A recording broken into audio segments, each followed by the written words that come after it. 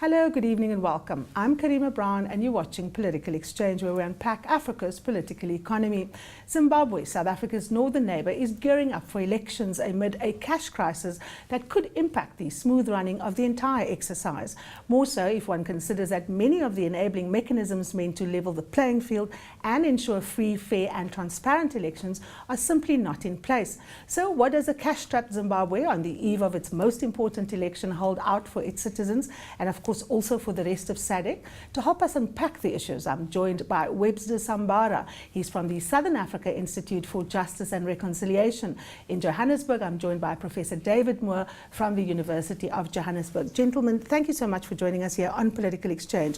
Professor Moore, let's start with you. Cash-strapped, many of the key processes meant to ensure a free and fair process not in place. Is this going to be another disaster? Is Zimbabwe going to hurtle into another election result which may well be queried? Well, I think disaster might not be the right word, but hurtling is. And I think the conditions now operate in the benefit of the ruling party. Chaos is working for them. And that's the way things have been going for the past number of years.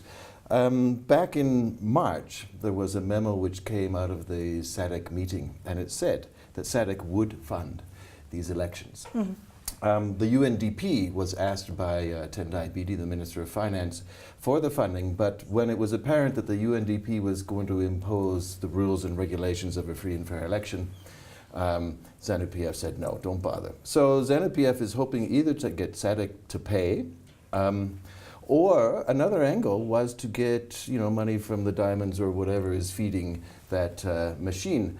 So it depends, I guess, if people who have diamond money are willing to invest in something like an election, which is never too certain. So we have I think the ZADC, the Zimbabwe Electoral Commission, has about $30 million, and they need maybe 130. So they got about a quarter of what they need.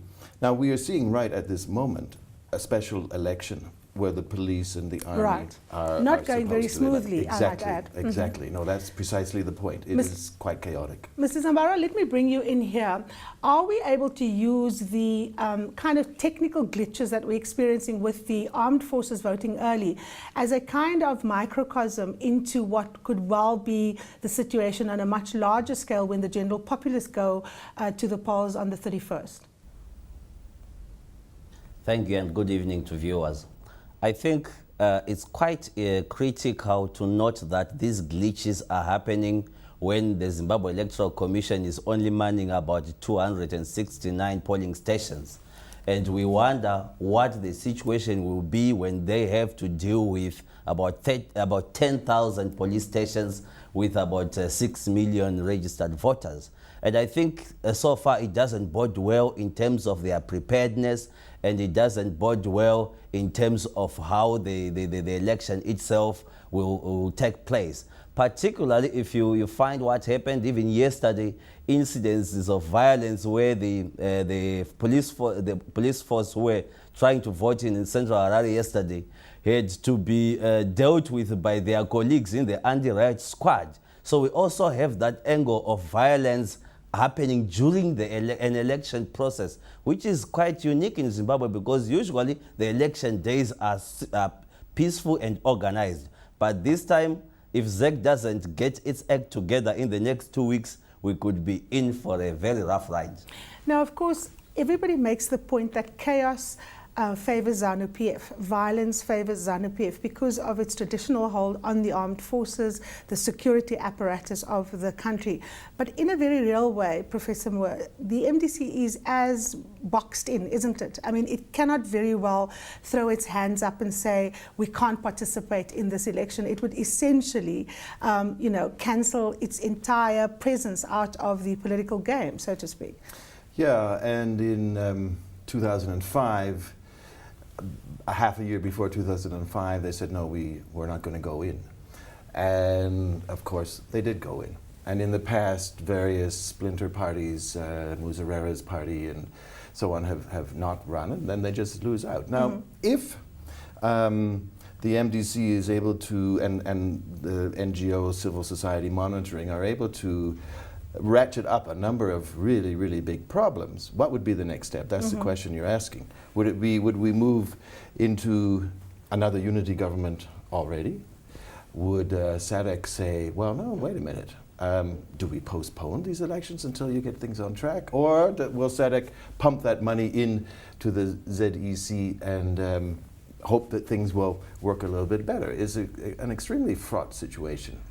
I think the MDC now is they're pumping out a lot of their real change messages on the email and so on, and they seem to be monitoring all the problems that Webster was talking about quite well. So that record is being kept, and today, much more than even 5 years ago in 2008, the record, the information capacity is there for civil society to monitor this much more closely. So it would create a very interesting dynamic.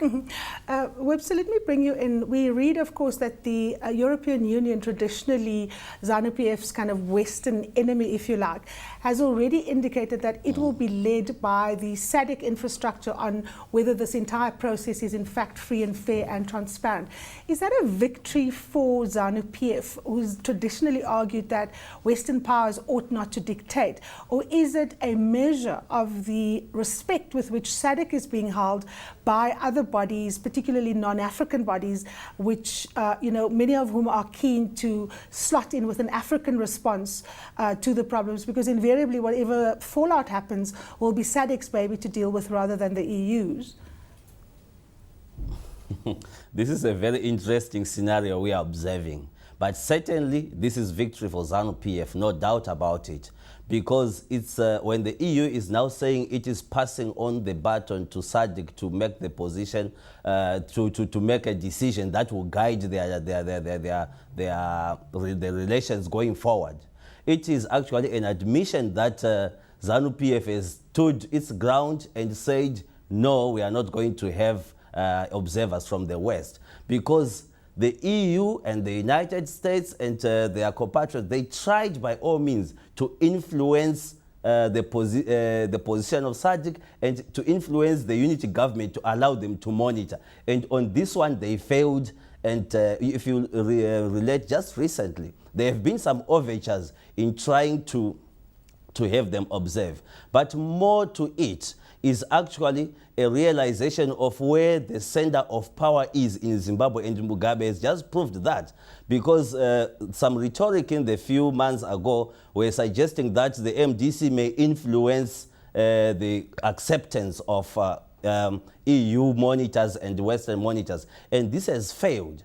And beyond that, which is perhaps more critical, is perhaps Mugabe charting a new ball game here in terms of international relations, in which Europe relates to post-colonial Africa, because his question has always been, if we can, we fought for independence, and if we are not observing your own elections, what gives you the locus standi to want to observe our elections?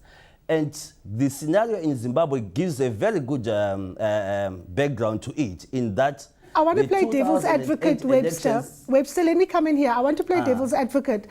I don't necessarily agree with you saying that this is a victory for ZANU. How is it a victory for ZANU if the EU accepts that the SADC is a legitimate structure that can ensure transparent, free and fair elections, which there are universal standards for? There are no particular African standards around that. How is it a victory for ZANU-PF? Surely it's a victory for African diplomacy, rather.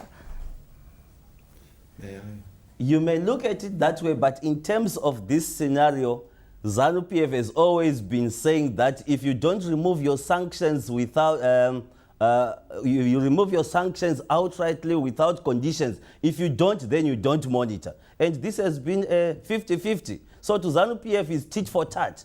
And regarding the influence that Zimbabwe has and the interest that elections in Zimbabwe would have, ZANU-PF would feel victorious that they have blocked, the EU blocked from observing its elections. However, going back to the issue of the African continent and SADC in particular, here is a situation where SADC Observer Mission denounced the 2008 elections and also the AU Parliamentary Forum.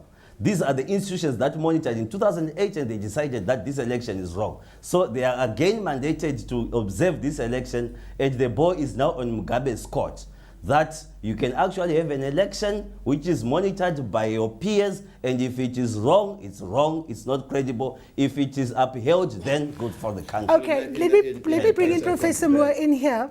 Do you agree with what no. Webster is saying? No, I think it is a victory for SADC.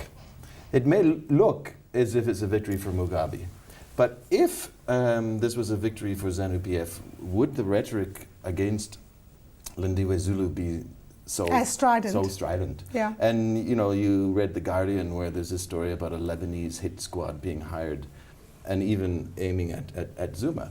So in a way, this reflects a long historical trend, which this new book launched by the Southern African Liaison Office indicates very nicely.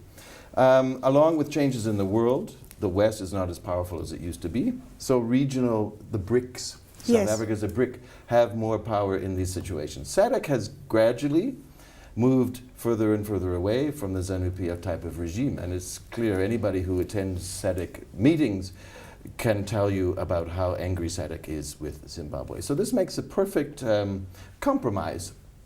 As Webster says very nicely, SADC has condemned the past travesty of the election in July 2008 when Morgan Tsvangirai had to pull out because of the violence. So SADC in a way has been moving towards, not the West, but towards a liberal participatory mode. There's not that much of a divergence between its views and, let's say, other observer missions. And the EU also, in terms of sanctions, and even the United States, they've been throwing people off the sanctions list. They've been saying, we can work something out if we have a good election. So if you have, say, a tied election, and if it's pretty clean, like the March 2008 election, not the July 2008 election, if you get a very, very close result, then you'll be having talks about another type of unity government. But is that what is needed by the people of Zimbabwe? We, for example, see the inability of this unity government to do anything substantial because there's such huge differences between the various players. Is what is required here not an outright winner, Professor Moore? In the ideal world, yes. But I think in the real world, ZANU-PF will never give up power to that extent. So, you've had discussions between the MDC and the generals, and one media says, yes, we've been having them, and then they're shut down by the spokesperson for the police commissioner and so on. But, there's probably going to be amnesty if the MDC takes the reins of power. There will be deals made along those lines. We also have a new constitution. So you have 2 vice presidents and a president, no longer a prime minister. So if perhaps Morgan Tsvangirai became a vice president, something like that, more power. And of course, there are the factions in ZANU-PF. This is also a very interesting thing about this election, is the way the primaries have been going in ZANU-PF. The violence, the people elected, then they're thrown off the list, and in the MDC too. But, and it's all public. Everybody knows it. So you have some factions in ZANU-PF which would be more amenable to making a good relationship, an easy relationship post-election. So, ZANU-PF is no longer looking so powerful as it was. And it's no longer that monolithic, of course. Exactly. The big thing is if they do win, one could very well see a leadership race set off in the party, given the fact that President Mugabe is, in fact, getting on in his years. Yes.